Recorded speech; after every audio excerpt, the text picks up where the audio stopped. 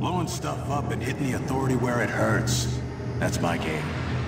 Now, if you're as good as Elizabeth says you are, then I do believe you and I will get along nicely. With Rage, we've blown out the experience. We have a much larger world. We have very unique environments. We have various gameplay experiences. Rage is more than just a first-person game. It's a complete experience. We're known for making this straightforward action shooter, and we kept that. But then we added on top of it this deep and meaningful story.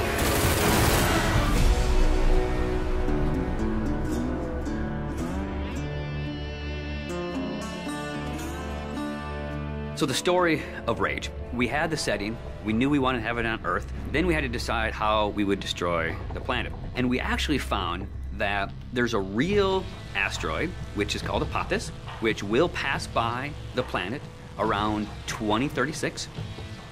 So in the fictional world of Rage, when the governments of the world discovered that Apophis would hit us and destroy most of civilization, they initiated a program called the Eden Project. So the game starts out where you are an Ark survivor. You are one of those people buried in 2036.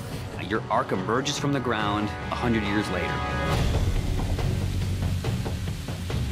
Unfortunately, you're the only one that survives in your Ark. So when you step out, you are alone. And it's this post-apocalyptic world that you rise up in, and it's this twisted version of the reality you used to know, and you really don't know what to expect. Current position unknown. There's mutants and there's bandits, you know, and there's groups of settlers trying to survive. You people are only trouble. Now be on your way. The world has moved on, and it has its own thing going. We don't give the character a name or a face that's unique to the story. We want the player to jump in and actually add his own identity into that character. So when you step out of your Ark in Rage, you have no idea what your role in the bigger conflict will be. At first, all you are worried about is surviving. And you team up with some settlers, and you're doing some odd jobs. So here's what I need you to do. So you're not just going from one area to an airlock to the next area. It is an open world. It's believable in a sense. And it's the story and the characters and the setting that really delivers the gameplay. You're driving across these landscapes, and you're going visit people here, and they're giving you jobs to do. And as you head out of your safe zone, you enter like a combat area.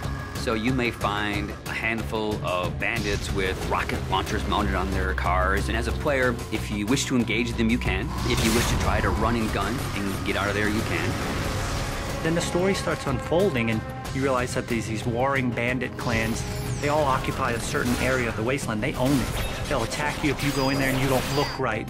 Then the same thing with the towns. If they don't know you, they're going to treat you like an outcast. Well, will you look here? A new face, a new body. Oh, I am so glad I got out of bed this morning. You start learning about these crazy mutants who they don't even like each other, much less you, much less the bandits. And then you learn about this other faction, the Authority, and they start playing a bigger and bigger role in the story. They are trying to control the wasteland and set the direction of mankind. That's the truth. And that's what people need to know. So there's a small group of people called the Resistance that are fighting against the Authority. The Resistance discovers you, and everyone knows that Ark survivors have a certain specialness to them. You got all those little computers racing around inside you. You know, as you move through the story, you become more important, and people start to take notice of you, so does the Authority. As you, the player, get your weapons and start interacting with the characters and start fighting all the bad guys in the world, you understand what your role is in the world. So, you're the new team member. The story in a game really gives meaning to the action. It creates the setting that all the gameplay exists on. And if you have a compelling story, and you have compelling action, and ways to drive the player forward, it just creates a richer experience and a more complete package. But it's always about, again, something new around every corner, and you really have to stay on your toes in the wasteland.